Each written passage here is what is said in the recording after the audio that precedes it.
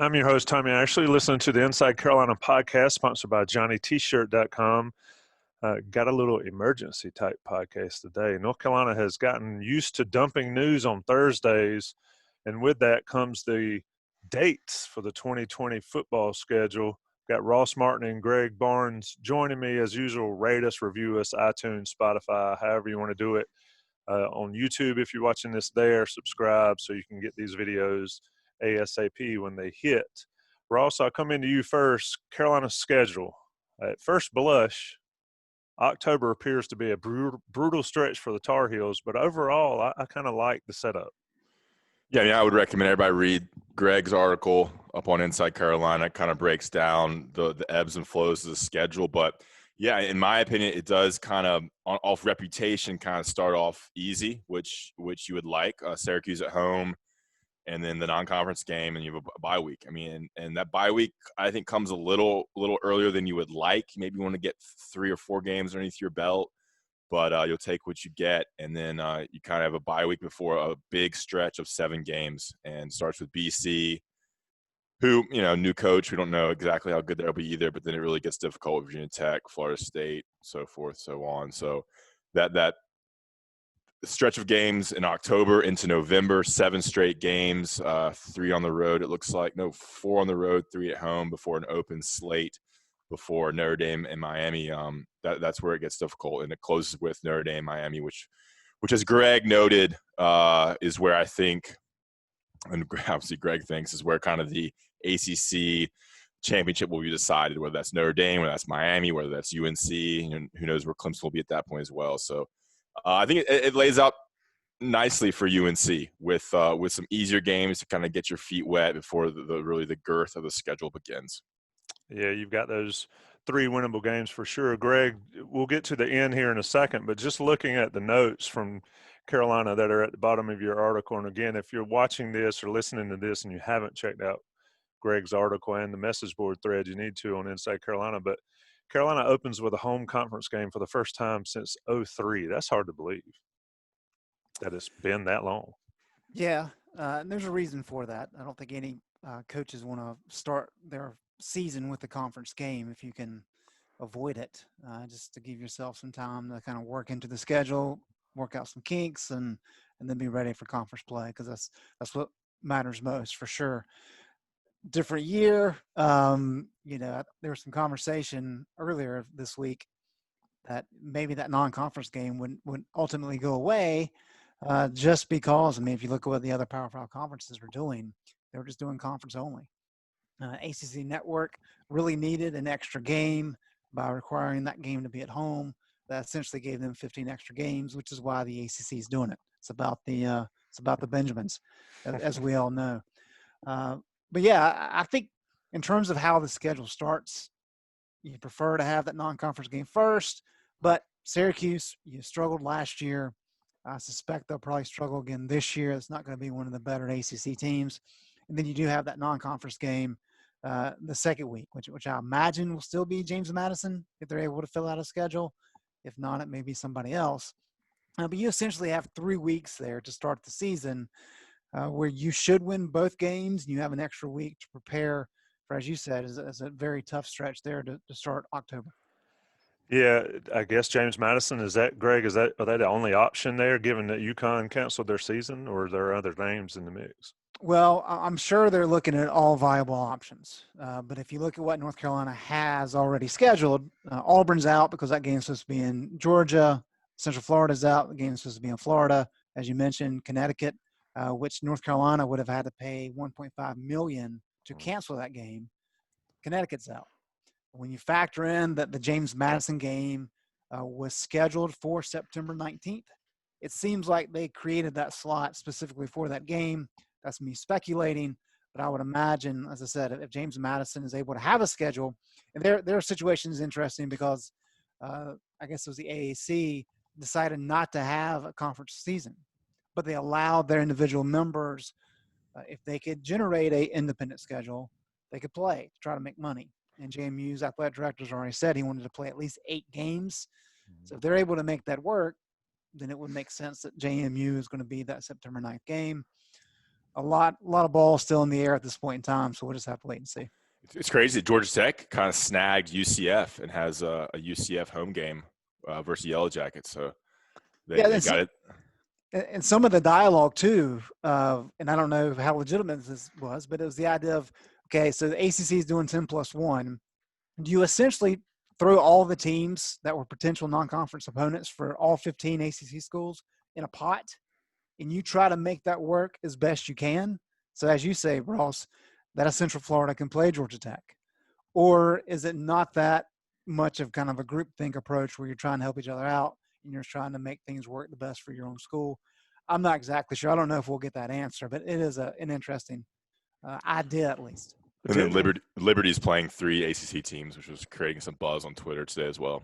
That's interesting, given Liberty's issues non-related to COVID.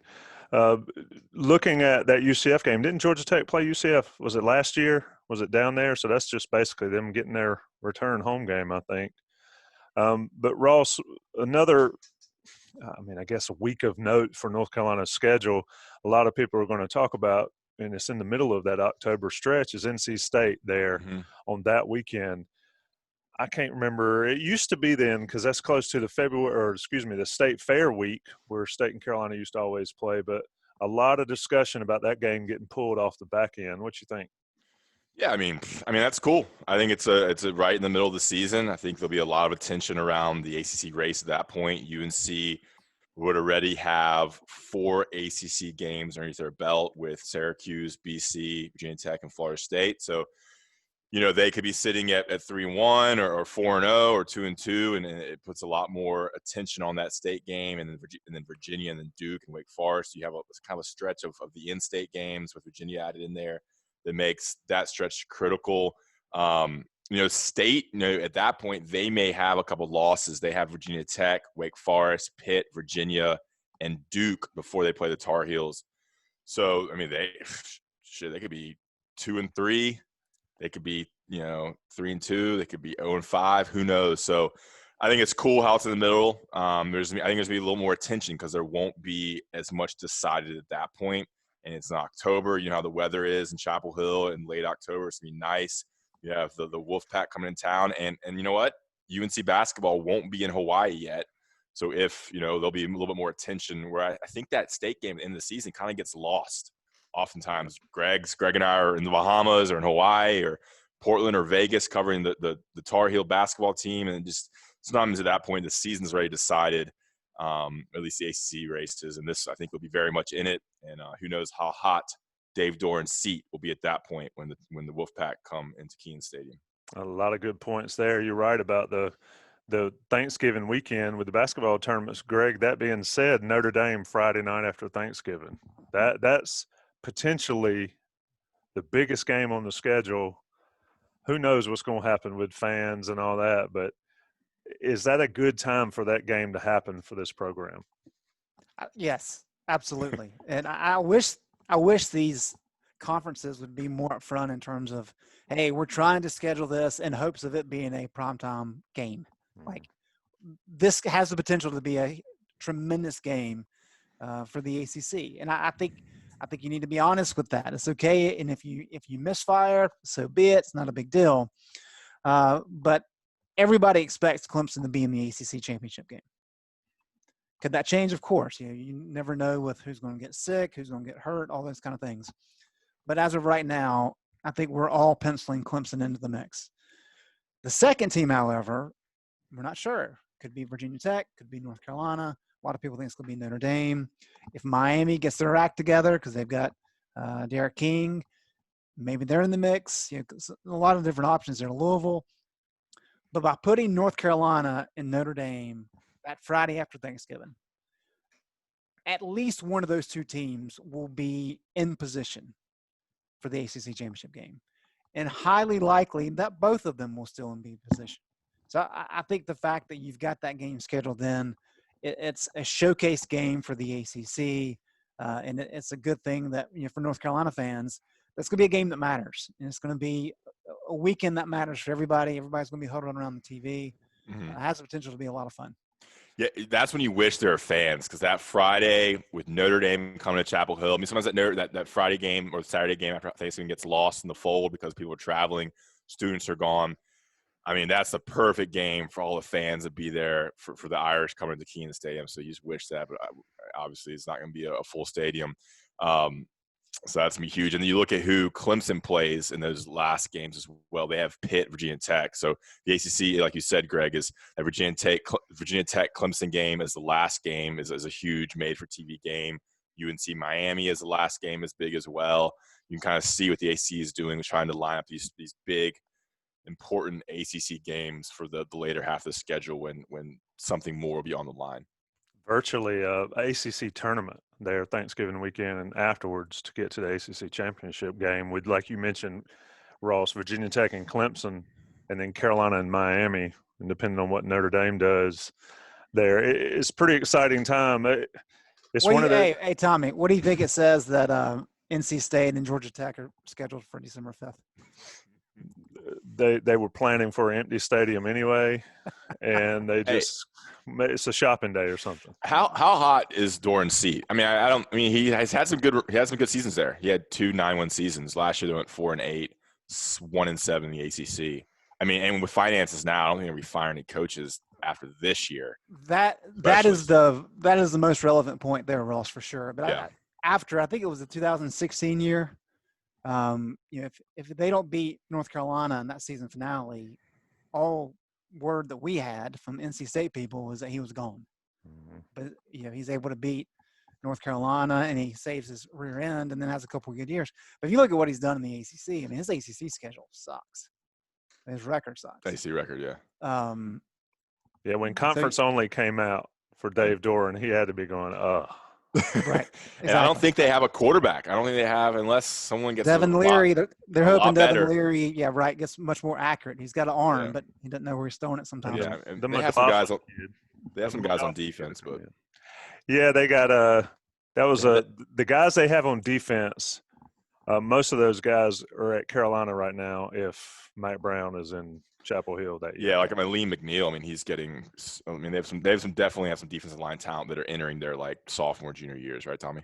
Yeah, absolutely. Like Savion Jackson. Yeah, local kids. A lot of Clayton boys. Yeah. Yeah, and I've got little doubt that they're in Chapel Hill under different circumstances there. Let me talk about Johnny T-Shirt right fast. Johnny T-Shirt's our sponsor, certainly a great sponsors of this podcast and of Inside Carolina. We need to get out and support them. Football schedule's out. Maybe they're fans, maybe they're not, but you can still buy gear to hang out at your own personal tailgate, wear it, get it from Johnny T-Shirt online. They'll bring it to your house. What a great invention that you can order something on a computer and they deliver it to your front door. Man, these times are amazing. And then you've got Johnny T-Shirt on Franklin Street. I saw a tweet by them earlier this week, loaded up, ready to go for folks to come see them as students get more on campus and as fans and all, and people matriculate to Chapel Hill.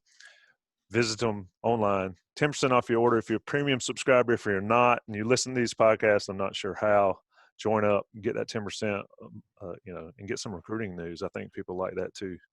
Let's talk about money for a minute. And Ross, I know you were reading the letter, and Greg, we've talked about this, and you and Buck and I talked about it briefly. A letter out from Bubba Cunningham today to Rams Club members talking about the financial stress that the program is under.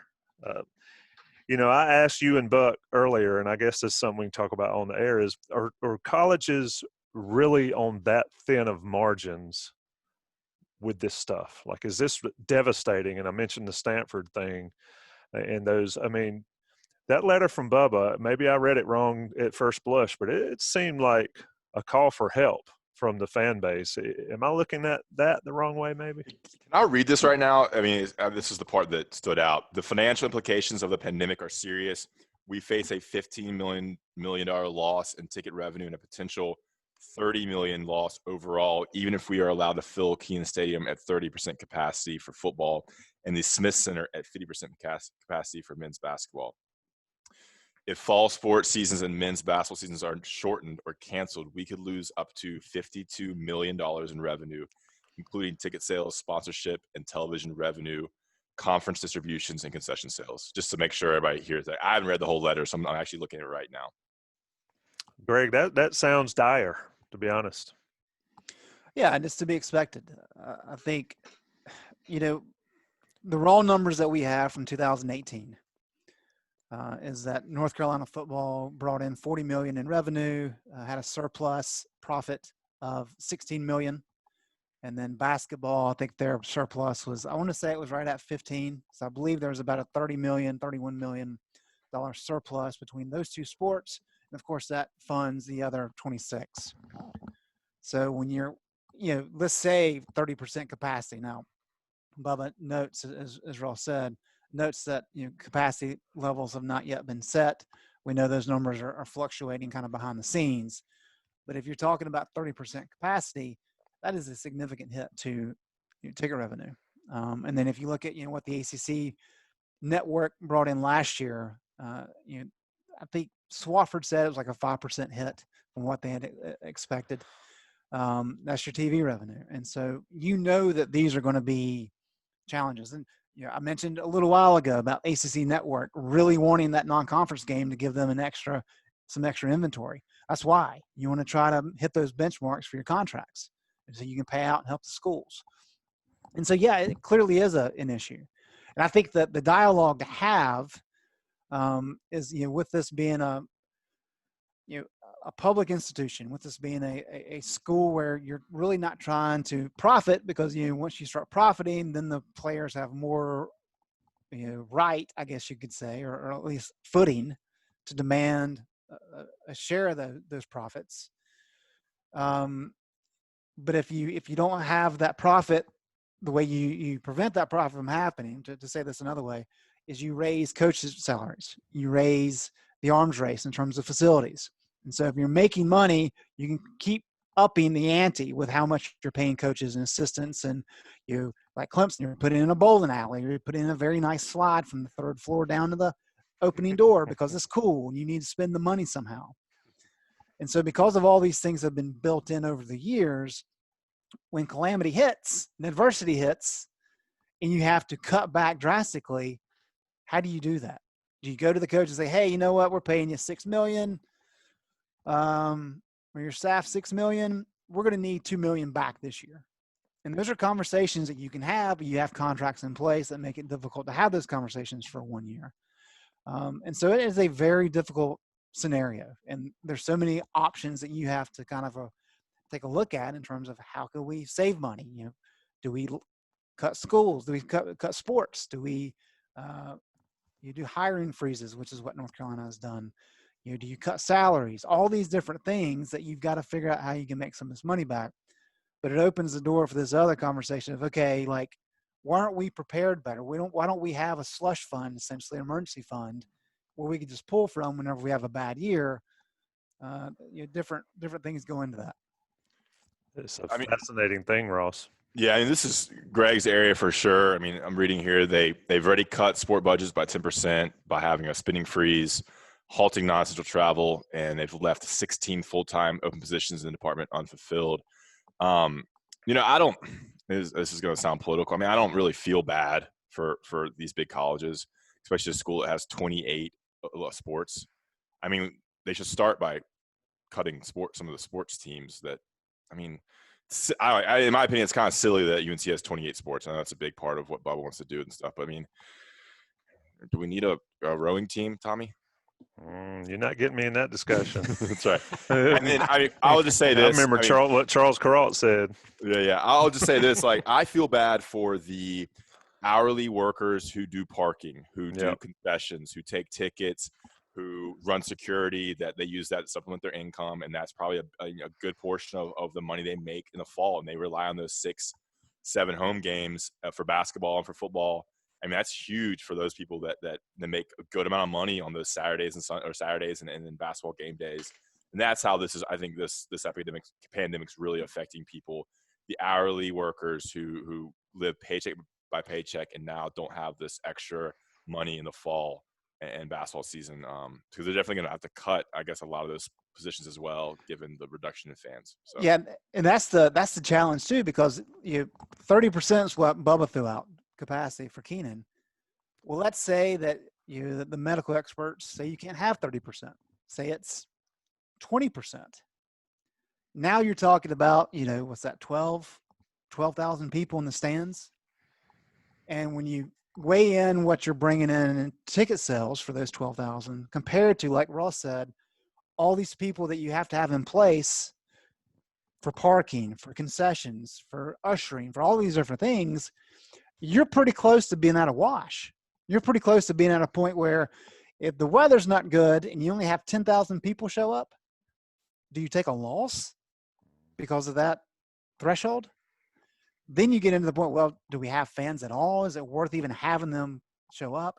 I mean, these are all very difficult conversations to have. And we clearly don't have all the data available. That's why Bubba makes the money that he makes. But I don't envy anybody having to make those types of decisions. Yeah, I mean, you don't want to ask coaches to take a pay cut, but I mean, it's tough, and the contracts make it really tough there. But you saw what Roy did by donating $600,000, things like that help remedy some of these issues. I mean, if each coach took $100,000 pay cut, that could hire 4 more people. Yeah, it's full-time positions. Yeah, I do not want to be the one that has to make those decisions, but I do think some of these decisions, and it's not just college sports, but schools and everything, should already been made, or at least We're in the middle of a global pandemic, and that's what we have to realize. Some people say, I agree with you, but let me ask you this, Greg, and I was going to ask the question. You made me forget. I was going to ask a question as far as when do those decisions, when are they made, Greg, as far as fans, as far as all that? I mean, do they just ride it up to the very end? I feel like this entire time, especially with North Carolina high school sports or whatever, these decisions are just riding up to the last possible time to make one. I mean, can you do it that way? They're going to try. I think one of the hard things is as we got into May and the NCAA allowed teams to return to campus, on June 1st, at that point in time, it looked like all the COVID numbers were on the downward path. And I think a lot of people got comfortable, and you felt like, okay, you know what? We had a bad spring season financially. As long as we get back on track for fall, we'll be okay. And there's a little blip in the road. The numbers are looking good. Everybody felt comfortable. But then when everything kind of exploded, when people started going back to living their normal lives and the trajectory of this shot back up, it blew up the whole formula. And you really put put everybody in a bad spot, but really put these college administrators in a tough spot of being like, okay, well, if the numbers start going down again, we've got a lot more leeway with what we can do. If they don't go down at all, then we're kind of stuck in this no man's land, and they keep going up. Now we're really in trouble because we have to make money to survive, but yet the data is saying that maybe we shouldn't take this approach. And you're right. I think all you can do is kind of kick the can down the road, hope for some good news, or at least hope for some new information. But the way science works is, because this is a new virus, we're learning new things. And that's why we have all these discussions. Well, today, this is the news. Tomorrow, this is going to be the news. That's how this works. We learn new things every day, and they're just waiting until they have as much information as they can possibly have to make the best decision they can. How long can they go? Who knows? The fact that we have a schedule in place now is progress. But, we still got, 5 weeks before that first game. A lot can change between now and then. Yeah, it's August 6th right now, recording this. First game's September the 12th. So they got 5 weeks to figure it out. And with students coming on campus, we'll see how that works across the country.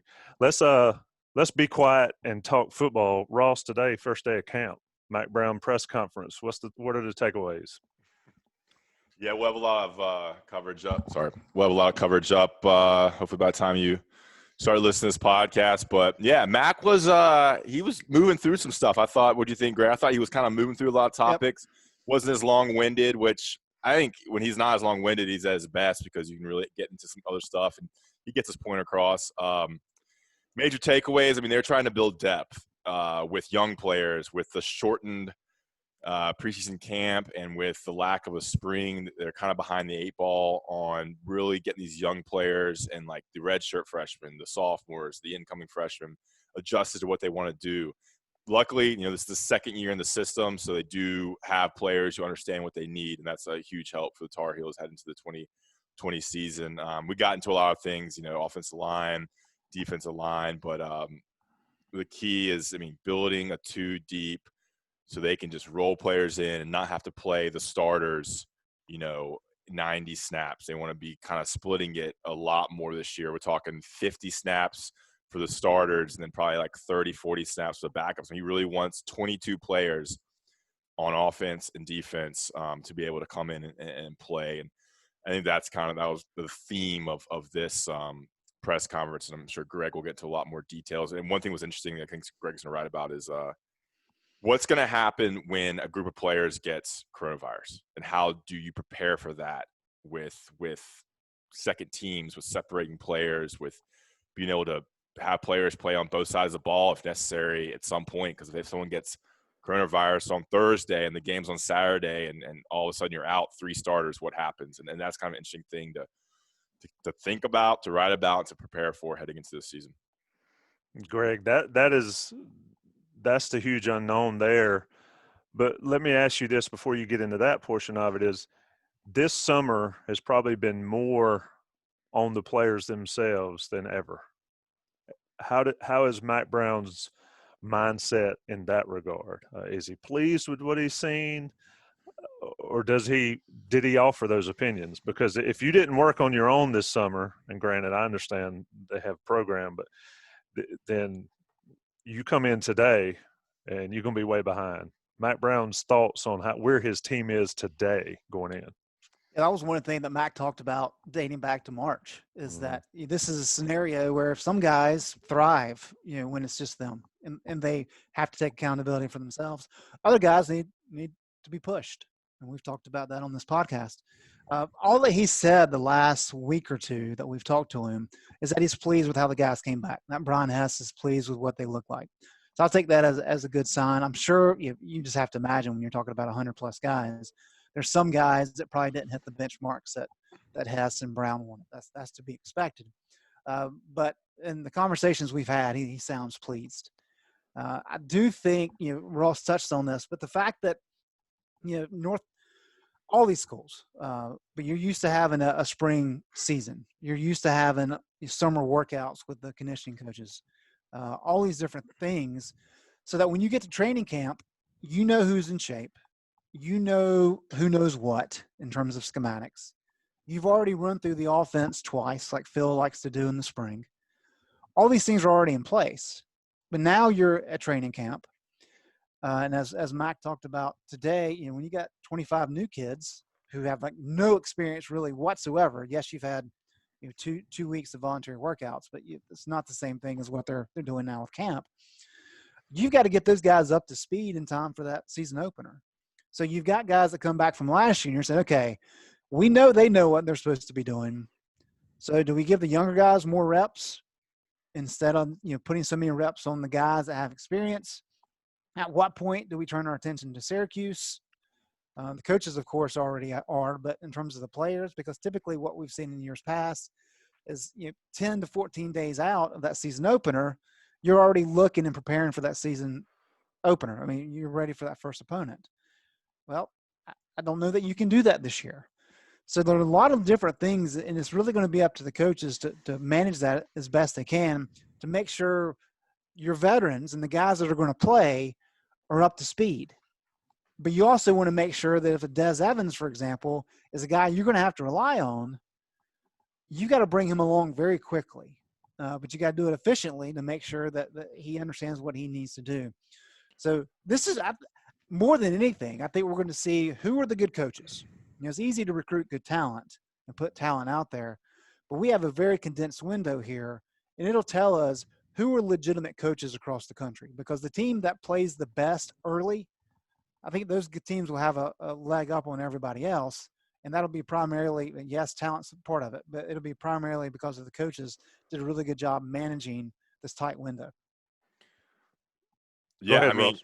yeah, kind of to piggyback on that, it's going to be so interesting to see, because you have so many different variables in play now. Who's in shape, who's not in shape. How do you balance who's at what position and how many reps younger players are getting versus the veterans? He mentioned Tamon Fox. He's been in the system. He's been at Carolina for I guess 4 or 5 years now. And, he might not be getting as many reps as like a Des Evans because he knows what to do, kind of keep him in shape, but you don't want to wear him down, and other players, it may be more valuable to have other players earn those reps. So like Greg said, it's going to be interesting to see how they do this camp. And like, look, they only have, I think, 4 days of camp before classes start. Yep. And so then you're just back to regular practices. You don't get those 2 days.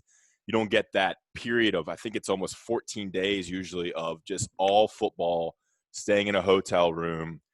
They take a bus to camp. They work out all day. They have meetings. They recover. They lift. They do whatever, and they take a bus back to the hotel. They don't have that this year. It's 4 days of training camp, and then classes start, and then it's a regular practice schedule.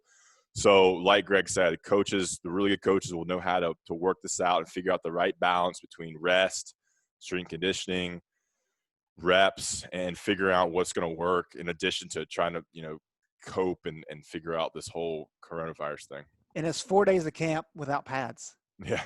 That's the crazy thing. The first day of full pads will be when class is in session. You might see some really bad teams in September Yeah. when it starts, because usually the first couple of weeks anyway, everything's a little rough. But with this so much lack of preparation, no spring practice, and there's a lack of a training camp for a lot of schools, you're going to see some ugly offense and defense. And Agreed. Greg, to close the show, I was going to ask you, is this a fair statement?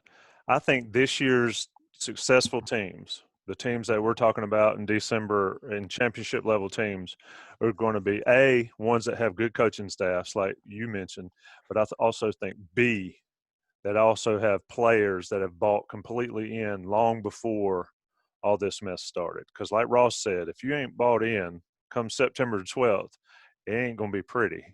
And I think we'll see where Carolina is as far as Mack's progress in building the program he wants. Is that fair?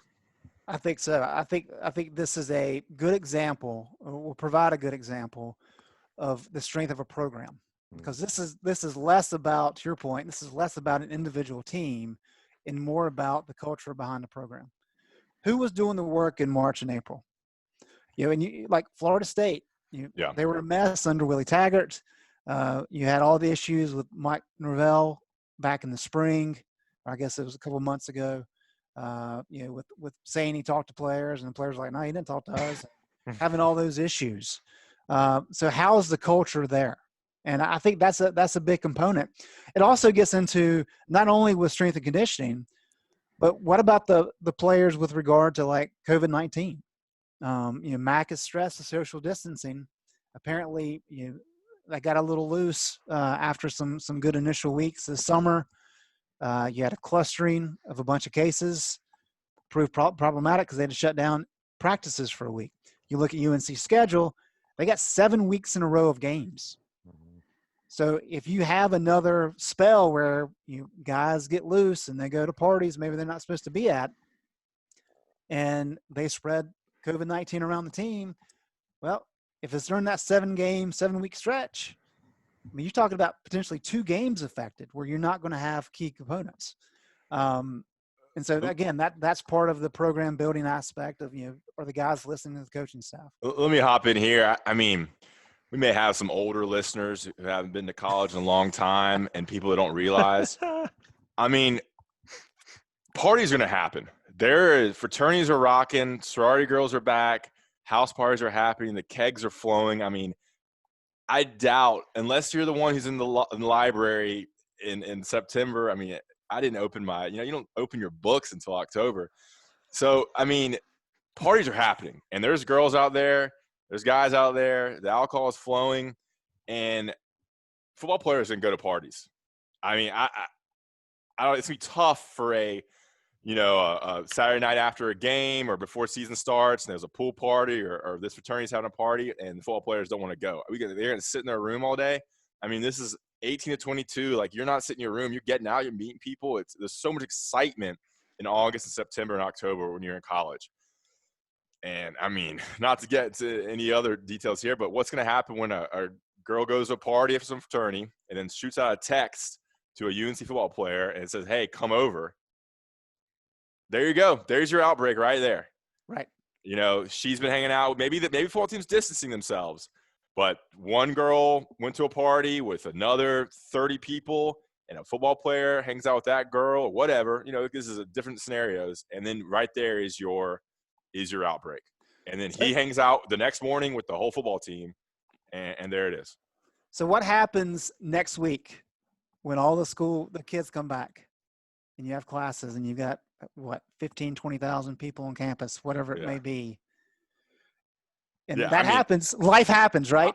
I'm not worried about class. I think people mask up and they'll be distancing, but it's what happens after class on Franklin Street and in the fraternities and the house parties. So you can't have those two things. They're not going to work together. I agree. And so if you have, let's say, 10% of those people pick it up because they spread it, and you end up with 2,000 people on campus, 2,000 students that have COVID-19, forget about the athletic department. What is the faculty and the administrators going to say? Yeah. I mean, the bubble thing works. We've seen with the NBA. It seems like that works. I mean, if you want to have football, dude, put the whole football team in a hotel, close it down, and have a bus go to and from. And I mean, that's gonna have to, if you really want to have football season, I think that's virtual learning. Yeah. Yeah. Well, that's you talking about the bubble. Well, soccer and NBA has the bubble. They're working fine. MLB, grown men, professionals, with tons of money and tons of they can do all this medical stuff to fix it. And they getting sick. So yeah, you're right. So basically, what we're talking about, we better figure out something to talk about mid-October. Anyway, it'll be that we'll talk about it the entire season as it goes along. But schedule's out. Campus started. Carolina football is officially back in town. Ross Martin, Greg Barnes. I'm your host, Tommy Ashley, listening to the Inside Carolina podcast sponsored by Johnny T-Shirt. Rate us, review us, subscribe on YouTube down below. Do all that stuff. Join us next time. Thanks, boys. Thanks, Tommy. Thanks, Tommy.